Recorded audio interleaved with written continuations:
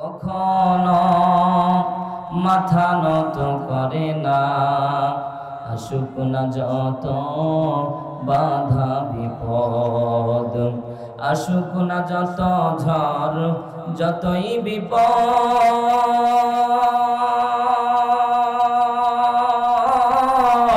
চলতে হবেই সে তো নিয়েছি শপথ। কথা বলেন ঠিক কিনা? আসুক না যত বাধা যতই বিপদ, চলতে হবেই সে তো নিয়েছি শপথ। চাই না এ দুনিয়ার সব সুখ সম্ভার, চাই শুধু জান্নাত পরপারে। মুমিন তো কখনো মাথা নত করে না, আসুক না যত বাধা বিপদ। দুনিয়ার আদালতে হয় যদি ফাঁসি, দেখবে সদাই মুখে সুখের হাসি। হামজার মতো করে জীবন বিলাই সে তো জান্নাত পেতে চাই পরপারে। মুমিন তো কখনো মাথা নত করে না, আসুক না যত বাধা বিপদ। আল্লাহ কবুল করুন, বলেন আমিন।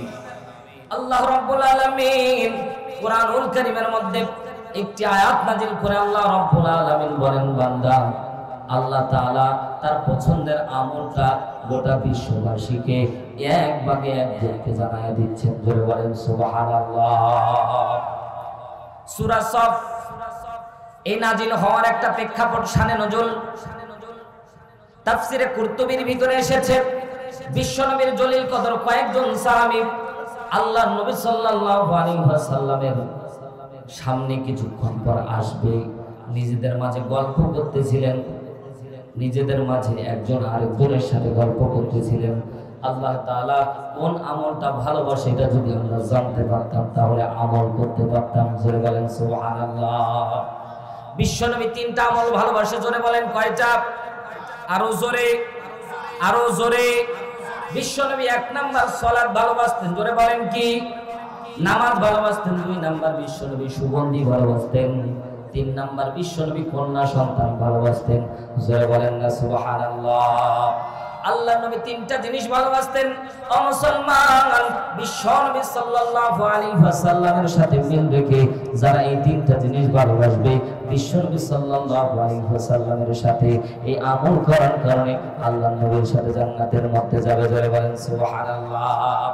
সাহাবীরা একজন আরেকজনকে বলতেছেন, আমরা নবীর পছন্দের আমল জানি, আমলও করতে পারি, কিন্তু আমরা যদি আল্লাহর পছন্দের আমল জানতে পারতাম তাহলে আমরা আমল করতে পারতাম।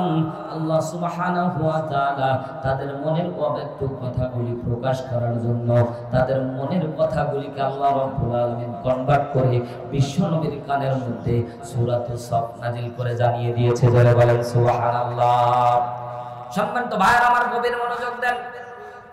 আল্লাহ রাব্বুল আলামিন সাহাবা একরাম এখনো বিশ্বনবীর দরবারে যায়নি। বিশ্বনবীর কাছে গিয়ে জিজ্ঞাসা করবেন, নবীজি আপনার পছন্দের আমল আমরা জানি, আমলও করতে পারি, আজকে আপনার কাছে প্রশ্ন করতে চাই, আমার আল্লাহ কোন আমলটা পছন্দ করে এটা যদি জানতে পারতাম তাহলে না আমল করতে পারতাম। সাথে সাথে নবীর দরবারে এসে সাহাবা একরাম বসে বললেন, বিশ্বনবীর সামনে সাহাবা একরাম বসে বললেন, হালত কেমন হলো বিশ্বনবীর সামনে? তারা বসে গিয়ে কেউ কোনো কথা বলতেছে না, সবাই যেন মাথাটা নিচু করে আছে। জোরে বলেন সুবহানাল্লাহ। সম্মানিত ভাইরা আমার, গভীর মনোযোগ দেন। আল্লাহ রাব্বুল আলামিন কুরআনুল কারীমের সূরা হুজরাত নাযিল করে জানায়া দেয়, বিশ্বনবীর সামনে যদি তোমরা জোর গলায় কথা বলো, বিশ্বনবীর চেয়ে উঁচু আওয়াজে তোমরা কথা বলো, আনতাহবাত আমালুহুম, তোমাদের জিন্দেগীর तमाम আমল আমি আল্লাহ বরবাদ করে দিব। কে বলছেন? কে বলছেন? বলেন বলেন কে? আরো জোরে বলেন কে? বিশ্বনবীর সামনে ভয়ে অনেক সাহাবী কথা বলতেন না, আমল বিনষ্ট হওয়ার কারণে। বিশ্বনবীর সাহাবীরা বসে বললেন, আল্লাহর নবী মনে মনে চিন্তা করলেন, এ সাহাবীরা তোমরা কি জন্য এখানে বসে আছো? এইরকম চিন্তাধারা বিশ্বনবীর আসতেছে। সাহাবীদেরকে জিজ্ঞাসা করবে, সাহাবীরা তোমরা কি কারণে এসেছো, তোমরা কি বলতে পারো? বিশ্বনবী এমন প্রশ্ন করতে যাবে, এমন সময় জিবরাইল আলাইহিস সালাতু ওয়াস সালাম সূরা সফের 14টি আয়াত একসঙ্গে নাযিল করে দিয়েছে। যারা বলেন সুবহানাল্লাহ। বিশ্বনবীর চেহারা মোবারকের দিকে সাহাবায়ে কেরাম তাকায় দেখলেন বিশ্বনবীর চেহারা লাল হয়ে গেছে, কপাল মোবারক ঘেমে গেছে, কান মোবারক লতিগুলি লাল হয়ে গেছে। আল্লাহর নবী সাল্লাল্লাহু আলাইহি ওয়াসাল্লামের দিকে দৃষ্টি দেওয়ার পরে সাহাবায়ে কেরামের মনের আকুতি এমন ছিল, সাহাবায়ে কেরাম বলছে আমাদের কেমন জানি ভয় হচ্ছিল আল্লাহর নবীর দিকে তাকাতে। আল্লাহর নবীর ফেসটা এমন পরিবর্তন হয়ে গেছে, চেহারা এমন কষ্টদায়ক হয়ে গেছে। আল্লাহ রাব্বুল আলামিন আসমান থেকে যখন কোরআনুল কারীম নাযিল করত, বিশ্বনবীর জন্য অনেক ভারটা বহন করতে অনেক কষ্ট লাগতো। জোরে বলেন সুবহানাল্লাহ। বিশ্বনবীর উপর কোরআন নাযিল হয়, আল্লাহর নবী যখন সূরা আনফাল নাযিল হয়, কোরআনের ভারত এত বেশি ছিল, সূরা আনফাল যখন যুদ্ধের ময়দানে কিছু আয়াত নাযিল হচ্ছিল, বিশ্বনবী উটের পিঠে ছিলেন। হঠাৎ করে বিশ্বনবী নেমে পড়লেন। সাহাবায়ে কেরাম জিজ্ঞাসা করলেন, ইয়া রাসূলুল্লাহ, ইয়া হাবিবাল্লাহ, আপনি হঠাৎ করে উট থেকে নেমে পড়লেন, কারণটা কি? আল্লাহর নবীর সাথে সাথে বললেন, তোমরা কি খেয়াল করে দেখেছো উটের পা অর্ধেক কোনই পর্যন্ত অর্ধেক পর্যন্ত গেড়ে গিয়েছে। কোরআনের ভারত সহ্য করার মতো ক্ষমতা এই উটেরও নাই। কথা বলেন ঠিক কিনা? সম্মানিত ভাইরা আমার, বিশ্বনবীর উপর যখন ওহী নাযিল হয়ে গেল, সাহাবায়ে কেরাম তাকায় দেখতেছে আল্লাহর নবীর চেহারা লাল হয়ে গেছে। আল্লাহর নবী কপাল মোবারক ঘেমে ঘেমে কপাল মোবারক থেকে ঘাম মোবারক পড়তেছে। আল্লাহর নবীর সাহাবীরা আরো নীরবতা পালন শুরু করে দিল। মুসলমান গভীর মনোযোগ দিয়ে শোনা লাগবে। আল্লাহ রাব্বুল আলামিনের কাছে পছন্দের আমল জানার জন্য সাহাবায়ে কেরাম বসে আছে। আল্লাহর নবী হঠাৎ করে যখন তার মুখমণ্ডল লাল হয়ে গেছে, বিশ্বনবীর কপাল মোবারক যখন ঘাম যখন পড়তেছিল, সাহাবায়ে কেরাম আরো একটু ভীতু হয়ে মাথাটা নিচু করে নিয়েছে। বিশ্বনবী আস্তে আস্তে স্বাভাবিক অবস্থায় চলে আসলেন। আল্লাহর নবী সাল্লাল্লাহু আলাইহি ওয়াসাল্লাম মাথাটা আস্তে আস্তে করে উঠালেন। বিশ্বনবী মুচকি মুচকি হাসি দিয়ে ডাকতে বলছে, সাহাবীরা শুনে রাখো, আজকে তোমাদের মনের অব্যক্ত কথাগুলি আমার আল্লাহ রাব্বুল আলামিন আরশে মহল্লা থেকে আমার কানের মধ্যে বলে দিয়ে জিবরাইলের মারফতে ওহীর দ্বারা আজকে তোমাদের কথাগুলি জানিয়ে দিয়েছে। যারা বলেন সুবহানাল্লাহ। সম্মানিত ভাইরা আমার, আল্লাহ রাব্বুল আলামিনের পছন্দের আমল জানার দরকার আছে না নাই? জোরে বলেন না কেন? আল্লাহর বান্দারা গভীর মনোযোগ দেন। বিশ্ব নবী সাল্লাল্লাহু আলাইহি ওয়াসাল্লাম কিন্তু গায়বের খবর জানতেন না। জোরে বলেন। আহলুস সুন্নাত ওয়াল জামাতের আকীদা হচ্ছে বিশ্ব নবী কখনো গায়বের খবর জানতেন না। আল্লাহ যতটুকু ওহী করে জানানো হতো ততটুকু তিনি জানতেন, বাদ বাকি তিনি কিচ্ছু জানতেন না। জোরে বলেন আল্লাহু আকবার। অনেক পীরের দরবারে অনেক মুরিদেরা আল্লাহর নবীকে উঁচু স্থানে উঠাতে উঠাতে এমন এক পর্যায়ে উঠিয়েছে, বিশ্ব নবী নাকি গায়েবের খবর জানতেন। নাউজুবিল্লাহ বলবেন না। ও ভাই, বিশ্ব নবী গায়েবের খবর জানে না, এ কথা বললে কি নবীর শান কমে যায়? জোরে বলেন। নবীর মান কমে যায়, বরঞ্চ এই গায়েবের দ্বারা বিশ্ব নবীর শান এবং মানকে ভুলণ্ঠিত করা হয়। কথা বলেন ঠিক কিনা? সম্মানিত ভাইরা আমার, বিশ্ব নবী গায়েবের খবর জানতেন না। গায়েবের একমাত্র গায়েবের খবর যিনি জানেন তিনি কে? এক আঙ্গুল আকাশের দিকে উঁচু করে বলেন তিনি কে? আরো জোরে বলেন তিনি কে? ও মুসলমান, গভীর মনোযোগ দিয়ে শোনা লাগবে। আমার আল্লাহ রাব্বুল আলামিন গায়েবের খবর জানতো, বাদ বাকি দুনিয়ার পৃথিবীর কেউ গায়েবের খবর জানে না। জোরে বলেন সুবহানাল্লাহ। মুসলমান ভাইরা আমার, বিশ্ব নবী মুচকি মুচকি হাসি দিয়ে সাহাবায়ে কেরামকে বলছেন, সাহাবীরা শুনে রাখো, এই যে তোমরা নিজেদের মাঝে আলাপচারিতার মধ্যে তোমরা নিজেদের মাঝে একজন আরেকজনের কাছে তোমরা অব্যক্ত কথাগুলি তোমরা বলেছিলে, নিজেদের মাঝে তোমাদের কথাগুলি নিয়ে এসেছিলে। আল্লাহ কোন আমলটা পছন্দ করে এটা জানার কথা বলেছিলে। আমার আল্লাহ রাব্বুল আলামিন আসমান থেকে তোমাদের জন্য এমন ওহী নাযিল করে তোমাদের জন্য সুসংবাদ দান করে দিয়েছে। যারা বলেন সুবহানাল্লাহ। বিশ্বনবীর সাহাবীরা অনেকটা খুশি হয়ে গেলেন। আরে আমরা চাষা ভুষা মানুষ, সাধারণ মানুষ, আমাদের জন্য আরশের মালিক আল্লাহ, আমাদের কথাচারিতা আলাপচারিতাকে পছন্দ করে আমাদের জন্য আসমান থেকে কোরআন নাযিল করেছে। তার এত পছন্দ করলো মনটা তাদের ভরে গেল। বিশ্বনবী সাল্লাল্লাহু আলাইহি ওয়াসাল্লাম ডাক দিয়ে বলছেন, সাহাবীরা শুনে রাখো, আল্লাহ তাআলা তার পছন্দের আমল ডাইরেক্ট বলতে পারতেন, কিন্তু না না না, আল্লাহ রাব্বুল আলামিন তার পছন্দের আমল আগে বলেন নাই, বরঞ্চ আল্লাহ রাব্বুল আলামিন 3টা আয়াত আগে নাযিল করে জানায় দিয়েছে। জয় বলেন সুবহানাল্লাহ। আল্লাহ রাব্বুল আলামিন আল্লাহর পছন্দের আমল আমরা জানবো তো ইনশাআল্লাহ, জানবো তো ইনশাআল্লাহ। আল্লাহর পছন্দের আমল জানার আগে আল্লাহ আরো 3টি আয়াত নাযিল করে বিশ্বনবী বলছেন, সাহাবীরা আল্লাহ রাব্বুল আলামিন দুর্বল ঈমানদার এবং সবল ঈমানদারদেরকে পরীক্ষা করার জন্য আল্লাহ রাব্বুল আলামিন আগে 3টি আয়াত নাযিল করে তোমাদেরকে সতর্ক করে দিচ্ছে। মুসলমানের মতো একবার বলেন না আল্লাহু আকবার। মুসলমান ভাইরা আমার গভীর মনোযোগ দেন। আল্লাহ রাব্বুল আলামিন কোন আমলটি পছন্দ করে, আমলের গুরুত্ব কত, এই আমলটা দরকার কত আমাদের সমাজের ভিতরে একটু খেয়াল করে দেখেন। আল্লাহ সুবহানাহু ওয়া তাআলা স্পষ্টভাবে কোরআনের মধ্যে স্পষ্টভাবে জানায়া দেয়। বিশ্বনবী সাহাবীদেরকে বলছেন, সাহাবীরা শুনে রাখো, আল্লাহ রাব্বুল আলামিন প্রথম নাম্বার আয়াত নাযিল করে তোমাদেরকে সতর্ক করে দিচ্ছে। আল্লাহ রাব্বুল আলামিন নিজে তার প্রথম আয়াত নাযিল করে নিজের প্রশংসা আল্লাহ রাব্বুল আলামিন আদায় করতেছে। জোরে বলেন সুবহানাল্লাহ। 1 নম্বর আয়াত আল্লাহর নবী বলছেন, যেহেতু সময় অত্যন্ত অল্প, এজন্য করব না গল্প, অল্প সময়ে আল্লাহর কোরআন থেকে তাফসীর শুনেন। মুসলমান ভাইরা আমার তাফসীর কুতুবি থেকে কথা বলতেছি, কাজা করি গল্প না। বিশ্বনবী সাল্লাল্লাহু আলাইহি ওয়াসাল্লাম বলতেছেন, প্রথম নাম্বার আয়াত সাহাবায়ে কেরামের সামনে উচ্চারণ করে দিলেন, সাব্বাহা লিল্লাহি মা ফিস সামাওয়াতি ওয়া মা ফিল আরদ ওয়া হুয়াল আজিজুল হাকীম।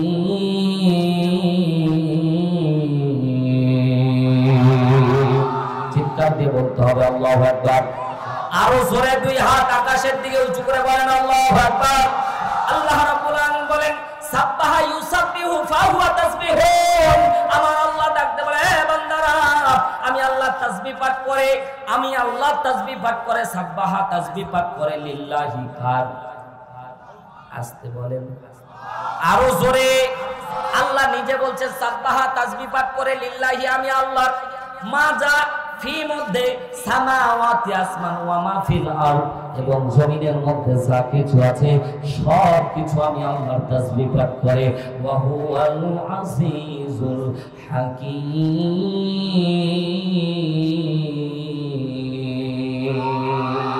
আর তিনি মহাপরাক্রমশীল প্রজ্ঞাময়। যারা বলেন আল্লাহু আকবার। সম্মানিত ভাইরা আমার, আল্লাহ 1 নম্বর আয়াত নাযিল করে জানায় দিলেন। এই আয়াত পড়ে শেষ করে দিলাম, কিছু বুঝলেন? জবাব দেন, বুঝেছেন? এখন বুঝে নেন। ও আল্লাহর বান্দারা, গভীর মনোযোগ দেন। আল্লাহ 1 নম্বর আয়াত নাযিল করে গোটা বিশ্ববাসীকে জানায় দিচ্ছে, তোমরা যদি আমার তাসবিহ পাঠ করা বাদ দিয়ে দাও, নামাজ পড়া বাদ দিয়ে দাও, রোজা করা বাদ দিয়ে দাও, যাকাত দেওয়া বাদ দিয়ে দাও, আল্লাহর জমিনে আল্লাহর দ্বীন বাস্তবায়নের কাজ করা বাদ দিয়ে দাও, আল্লাহর কসম করে বলি, আল্লাহ তাআলা এই আয়াত দ্বারা বোঝাচ্ছে, বান্দা আমি আল্লাহ রাব্বুল আলামিন চার না পয়সা লাভ এবং ক্ষতি কোনো কিছুই হবে না। চিৎকার দিয়ে বলেন আল্লাহু আকবার। মুসলমান ভাইরা আমার জিজ্ঞাসা করতে চাই, আমরা নামাজ আদায় করি কার জন্য? আরো জোরে বলেন। কিন্তু বেনিফিট কে পাবে? কে পাবে? কে পাবে? কেন আমি বলতে লজ্জা লাগতেছে নাকি? আমি শব্দটা বলতে লজ্জা লাগে? আমি বললে আল্লাহর সাথে সম্পর্ক বাড়বে না কমবে? জোরে বলেন। ইবাদত করতে হবে কার? বেনিফিট পাবো কে? আরো জোরে। ইবাদত করব কার? বেনিফিট পাবো কে? প্রশংসা হবে কার? লাভ হবে কার? সম্মানিত ভাইরা আমার, একটা জায়গায় মানুষের বেনিফিট নিজে পাই, কিন্তু ভাই আমাদের সমাজের নিয়ম কিন্তু উল্টা। আজকে যদি মানুষজন এই রাস্তা দিয়ে যায় আর জিজ্ঞাসা করে দ্বিতীয় বক্তার ওয়াজ ভালো ছিল, তাহলে আমার লাভ ঠিক না? কথা বলেন না কেন ভাই? যদি আপনারা যান আর আমার প্রশংসা করেন, আমার লাভ। চেয়ারম্যানের প্রশংসা করলে এলাকার মধ্যে চেয়ারম্যানের লাভ, এমপির প্রশংসা করলে এমপির লাভ। প্রধানমন্ত্রীর প্রশংসা করলে প্রধানমন্ত্রীর লাভ হয়। ও মুসলমান, জিজ্ঞাসা করতে চাই, আমার আল্লাহর প্রশংসা করলে আল্লাহ লাভ না লস?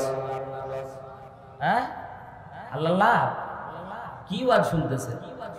আল্লাহ লাভ লস কোনটাই না, কথা কোন ঠিক কিনা?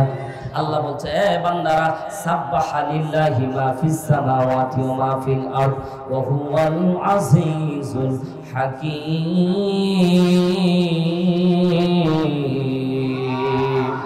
আমি আল্লাহ পরাক্রমশালী, তোমরা আমার প্রশংসা করলেও 100, না করলেও 100, সারা বিশ্ব আমার প্রশংসা আদায় করে। জোরে বলেন সুবহানাল্লাহ। 1 নম্বর আয়াত আল্লাহ মুখাপেক্ষী। আল্লাহ ডাকতে বলে, বান্দারা, ইবাদত যদি তুমি করো তুমি প্রফিট পাবা, যদি প্রশংসা করো তুমি প্রফিট পাবা। যদি আমি আল্লাহর প্রশংসায় তুমি যদি বাদ দিয়ে দাও, আমি আল্লাহ লাভ নাই লস নাই, বান্দা তুমি লসের ভিতরে পড়বা। কথা বলেন ঠিক কিনা? আল্লাহ রাব্বুল আলামিন বলেন, লা ইন শাকারতুম লা আযীদান্নাকুম ওয়া লা ইন কাফারতুম ইন্না আযাবি লাশাদীদ।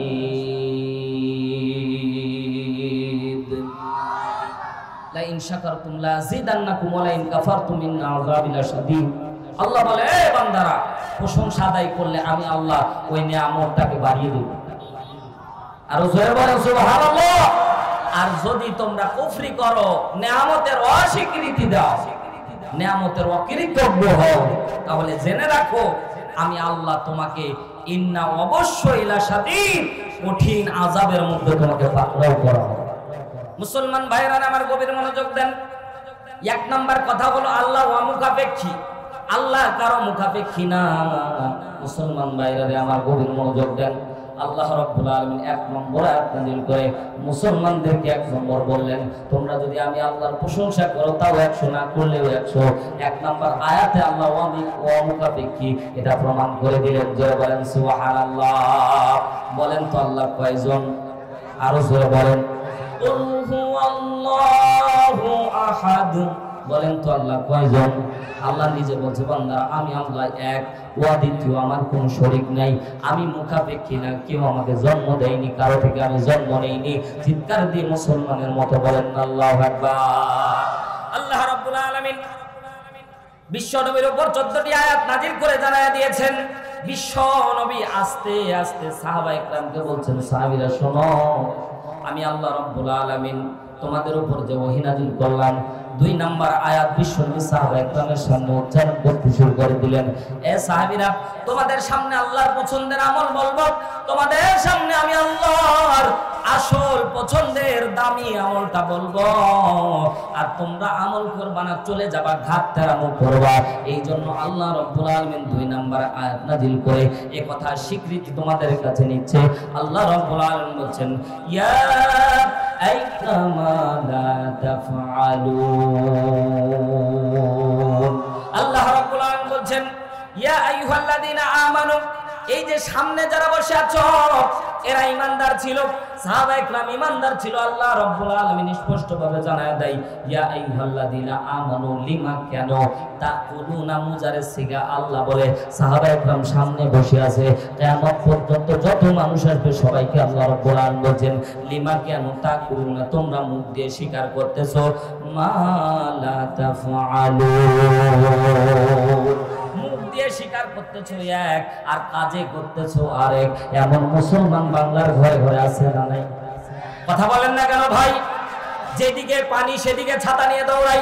ও ভাই, সমাজের অবস্থা ভালো না, এই জন্য আল্লাহর জমিনে আল্লাহর দ্বীন বাস্তবায়ন হোক এমন মুসলমান অনেক আছে যারা পাল্টি খেয়ে মুনাফিকের মতো হয়ে। কথা বলেন না কেন ভাই? আল্লাহর বান্দারা গভীর মনোযোগ দিয়ে শুনেন। আল্লাহ বলে, এ বান্দারা, জবান দিয়ে এক কথা বলতেছো, অন্তরে আরেক কথা লালন করতেছো, এমন জিনিস, এমন মুনাফিক মার্কা লোককে আমি আল্লাহ পছন্দ করি না।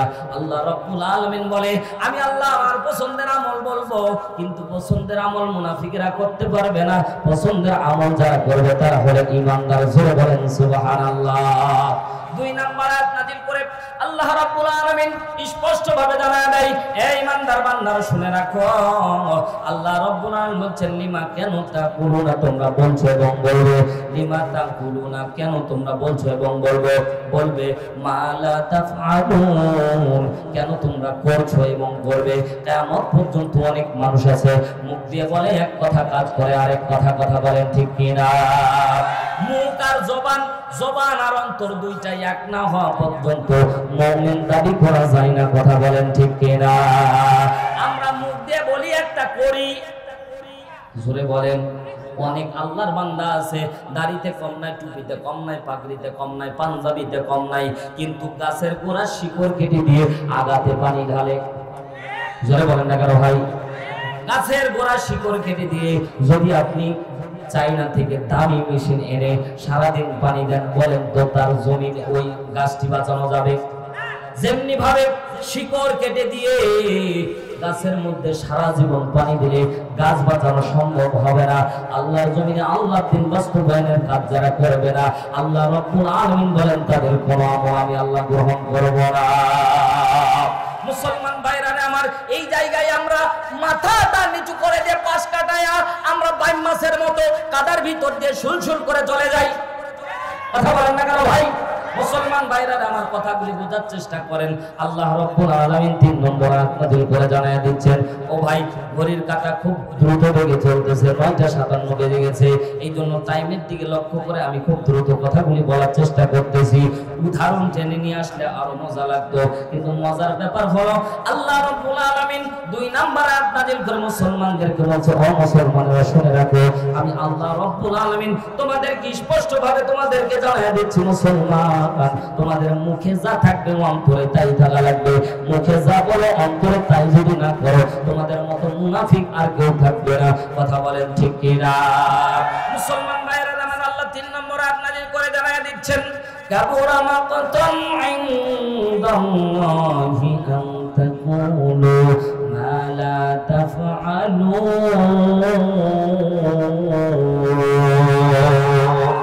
আরো জোরে বলেন আল্লাহু আকবার। আল্লাহ রাব্বুল আলামিন বলেন, কাবুরা মাকাতান ইনদাল্লাহ, আমি আল্লাহর কাছে অত্যন্ত ঘৃণিত, আমি আল্লাহর কাছে অত্যন্ত নিকৃষ্ট, আমি আল্লাহর কাছে অত্যন্ত অপছন্দনীয়, আমি আল্লাহর কাছে এতটা খারাপ। যারা বলে, আল্লাহ বলে আমি আল্লাহর কাছে এতটা খারাপ ওই জিনিস, আনতাকুলু তোমরা যা বলছো এবং বলবে। মুজারে সিগা খেয়াল করা লাগবে। আল্লাহ রাব্বুল আলামিন কিয়ামত পর্যন্ত যে কথা বলতেছে, কোরআন তার স্পষ্ট মুজিজা ধরে বলেন সুবহানাল্লাহ। এমন শব্দ আল্লাহ রাব্বুল আলামিন কোরআনের মধ্যে এমন ভাবে ইউজ করে জানায় দিয়েছে, ওই সময়েরও হচ্ছে এবং কিয়ামত পর্যন্ত যত মানুষ আসবে সবাইকে ইন্ডিকেট করে আয়াতের ভিতরে ঢুকায় দেওয়া হচ্ছে। জোরে বলেন সুবহানাল্লাহ। মুসলমান ভাইরা আমার, আল্লাহ বলছেন কাবুরা মাকাতান ইনদাল্লাহ, আমি আল্লাহর কাছে অপছন্দনীয়, আল্লাহর কাছে খারাপ। ও ভাই জিজ্ঞাসা করতে চাই, আল্লাহর কাছে যেটা অপছন্দনীয় এই কাজ কি করা যাবে? জোরে বলেন না কেন? আল্লাহ যেটা পছন্দ করে না ওই কাজ কি করা যাবে? আরো জোরে বলেন, করা যাবে? আল্লাহ রাব্বুল আলামিন বলছেন, এ বান্দারা, আমি আল্লাহ রাব্বুল আলামিনের কাছে অপছন্দনীয়, আমি আল্লাহর কাছে ঘৃণিত এমন কাজ আনতাকুলু তোমরা বলছো এবং বলবে মা লা তাফআলুন, করছো এবং করবে। এ বান্দারা, তোমরা মুখ দিয়ে যা বলতেছো অন্তর দিয়ে তাই মানা লাগবে। জোরে বলেন সুবহানাল্লাহ। এবার আল্লাহর নবী সাল্লাল্লাহু আলাইহি ওয়াসাল্লাম সাহাবায়ে কেরামকে ডাক দিয়ে বলেন, সাহাবায়ে কেরাম আয়াতগুলি শুনতেছিলেন, মাথাটা নিচু করে দিয়ে আল্লাহর ওয়াস্তে আল্লাহর নবীর দিকে তাকায় ছিলেন। আল্লাহর নবী সাল্লাল্লাহু আলাইহি ওয়াসাল্লাম তাদের মনের অব্যক্ত কথাগুলি বুঝতে পারার পরে আল্লাহর নবী সাল্লাল্লাহু আলাইহি ওয়াসাল্লাম তাকায় সাহাবায়ে কেরামকে বলছেন, সাহাবীরা ভয় নাই, চিন্তা করার দরকার নাই। এ সাহাবীরা শুনে রাখো, আমি আল্লাহ রাব্বুল আলামিন তোমাদের জন্য যা নাযিল করেছে, আল্লাহ রাব্বুল আলামিন তোমাদের জন্য যা ওহী করেছে, আল্লাহ রাব্বুল আলামিন আল্লাহর পছন্দের তোমাদের জন্য আল্লাহ তাআলা নিজে পছন্দের আমলটা তোমাদের কাছে স্পষ্ট করে দিচ্ছে। চিৎকার দিয়ে মুসলমানের মতো বলেন না আল্লাহু আকবার। আল্লাহ রাব্বুল আলামিন এবার তার পছন্দের আমলটা সুন্দর করে স্পষ্টভাবে জানায় দেয়, ইন্নাল্লাহ নিশ্চয়ই আল্লাহ ইউহিব্বু ভালোবাসে এবং বাসবে। চিৎকার দিয়ে বলেন একবার আল্লাহু আকবার। কে ভালোবাসবে বলেন তো, কে কে কে? আরো জোরে বলেন কে? আল্লাহ বলে ইন্না, অবশ্যই, ইন্না আন্না কান্না লাকিন্না লাইতালা আল্লাহ উরফে মুসাব্বাত বিল ফিল বলা হয়। কোরআনের মধ্যে যে সকল জায়গায় এই শব্দগুলি ব্যবহার করা হয়, মুসলমান ভাইরা আমার গভীর মনোযোগ দিয়ে শোনা লাগবে। যে শব্দগুলি আল্লাহ রাব্বুল আলামিন কোরআনের মধ্যে যেখানেই ব্যবহার করেছে, নিশ্চয়ই অবশ্যই অবিসম্ভাবী কথাগুলি বলেছে। একবার মুসলমানের মতো জোরে বলেন না সুবহানাল্লাহ। আল্লাহ রাব্বুল আলামিন বলছেন ইন্নাল্লাহ, নিশ্চয়ই আমি আল্লাহ, ইউহিব্বু ভালোবাসি এবং বাসবো, আল্লাযিনা যারা ইউকাতিলুন যুদ্ধ করে, ফি সাবিলিহি সাফফান, আল্লাহ রাব্বুল আলামিন বলেন সীসা ঢালা প্রাচীর হয়ে, কাআন্নাহুম বুনিয়ানুম মারসুস। আল্লাহ বলেন সীসা ঢালা প্রাচীর হয়ে যদি মুসলমানরা প্রাণ ভরে আল্লাহর রাস্তায় যুদ্ধ করতে পারে, আল্লাহ বলে আমি ওই দলটাকেই পছন্দ করি। জোরে বলেন না সুবহানাল্লাহ। আল্লাহ স্পষ্ট ভাবে যে দলের কথা বলে ওই দল করা লাগবে, বাতিল কোন দল করা যাবে না। কথা বলেন ঠিক কি না? হ্যাঁ মুসলমান, জীবন চলে যাবে, আল্লাহর পছন্দের দলের ভিতরে শামিল থাকা লাগবে। এতে যদি ফাঁসির মঞ্চে যাওয়ার আগে যেতে রাজি আছি না না। আল্লাহর বান্দারা শুধুমাত্র এখানে খালি নারায়ে তাকবীর দিয়ে হাত উঠিয়ে চলে গেলে হবে না, আমল করা লাগবে। কথা বলেন না কেন? যদি আমল না করেন, ওই যে 2 নম্বর আয়াতে আল্লাহ বলছে, এ বান্দারা আমার কাছে সবচেয়ে নিকৃষ্ট, আমার কাছে সবচেয়ে ঘৃণিত, যারা বলে কিন্তু করে না। বলে চলে গেলেন আর বাইরে যায় বলছেন হুজুর যা বলে তাই কি করা লাগবে, এমন যদি বলেন আপনার মতো মুনাফিক আর একটাও নাই। কথা বলেন ঠিক কি না? আল্লাহ রাব্বুল আলামিন বলছে আমি আল্লাহ একটা দল পছন্দ করি, যে দল আমার রাস্তায় প্রাণ ভরে যুদ্ধ করে। মুসলমান জিজ্ঞাসা করতে চাই, সে দল বাংলাদেশে আছে না নাই? এক কথা বলেন না কেন, আছে না নাই? ও ভাই, দলদারি করার জন্য আসিনি। একটা দল আল্লাহর জমিনে আল্লাহর দিন বাস্তবায়নের জন্য সারা জীবন কাজ করবে, সেটাই হচ্ছে হিজবুল্লাহ, আল্লাহর দল। কথা বলেন ঠিক কি না? হ্যাঁ মুসলমান, এই দলের পরিচয় আপনাদেরকে দেই, এই দলের সিম্পটম আপনাদেরকে দেই। খেয়াল করে দেখবেন, একটা জনসমুদ্রের মধ্যে, একটা আয়োজনের মধ্যে যদি আপনি যান, দেখবেন সেখানে টাকা দেওয়া হয়। জোরে বলেন, টাকা তো দেওয়া হয়। 2 নাম্বার কথা হলো, বিরিয়ানির প্যাকেট যদি কম হয়, ভাই চিন্তা করে দেখলাম বিরিয়ানির প্যাকেট একজন পেয়েছে, 2 জন পায়নি, মারামারি করে 3 জন হাসপাতালে। জোরে বলেন না কেন? আর এমনও দল বাংলাদেশের মধ্যে আছে ভাই, নিজে না খেয়ে অন্য ভাইকে খাওয়ায়। জোরে বলেন না কেন? আছে না নাই? ওই দলেই থাকা লাগবে। যতই কথা বলো, যেদিকে ঘোরাও না কেন, আল্লাহর জমিনে আল্লাহর দিন বাস্তবায়ন করার কাজে যদি তুমি অংশগ্রহণ করো, তাহলে তোমার কপাল খুলে যাবে। আর যদি না করো, আল্লাহর জমিনে আল্লাহর দিন বাস্তবায়ন হবে, কিন্তু তুমি মুনাফিক হয়ে মরবা। সম্মানিত ভাইরা আমার, আল্লাহর জমিনে আল্লাহর দিন বাস্তবায়নের জন্য কাজ করার দরকার আছে না নাই?